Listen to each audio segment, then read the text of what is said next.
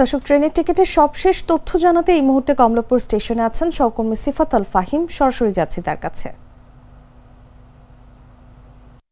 রয়েছি রাজধানীর কমলাপুর রেল স্টেশনে। যদি একটু জানিয়ে দিই যে আজকে সকাল থেকেই বিক্রি শুরু হয়েছে ঈদ যাত্রার অগ্রিম টিকিট কেনাবেচা, এবং আজকে সকাল থেকে এখন পর্যন্ত প্রায় 90% টিকিট কিন্তু ইতিমধ্যে বিক্রি হয়েছে, এমন তথ্যই কিন্তু জানিয়েছে যে কমলাপুর রেল স্টেশনের স্টেশন ম্যানেজার যিনি রয়েছেন তিনি।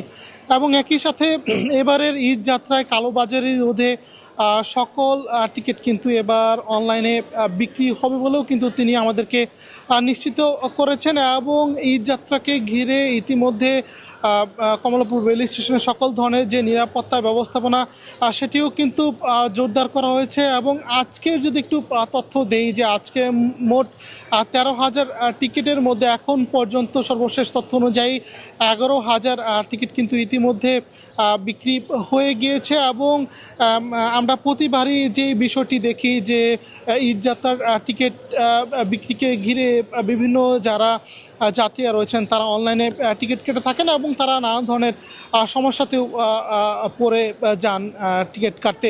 সেক্ষেত্রে এই জায়গাটির যিনি স্টেশন মাস্টার রয়েছেন তিনি আমাদেরকে যে তথ্যটি জানিয়েছেন যে এবার মূলত দেশের পূর্বাঞ্চল এবং পশ্চিমাঞ্চলে দুটি আলাদা সময়ে এই সমস্যা সমাধানে টিকিট কাটার ব্যবস্থাপনাও তা রেখেছেন। এবং আজকে মূলত এই মাসের 13 তারিখে যে ঈদ যাত্রার অগ্রিম টিকিট সেটি কিন্তু বিক্রি শুরু হয়েছে।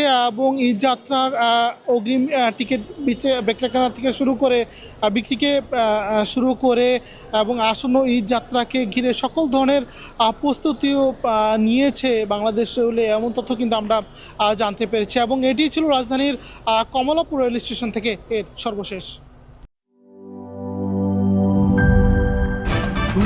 ভয় পাস না, এটা কসমিক ডোর। শব্দের আরেক নাম কসমিক ডোর। এর ওয়াল থিকনেস ও রিপ থিকনেস বেশি থাকায় এটাকে 50 বছরেরও বেশি। কসমিক ডোর, নিশ্চিন্তে 50 বছর।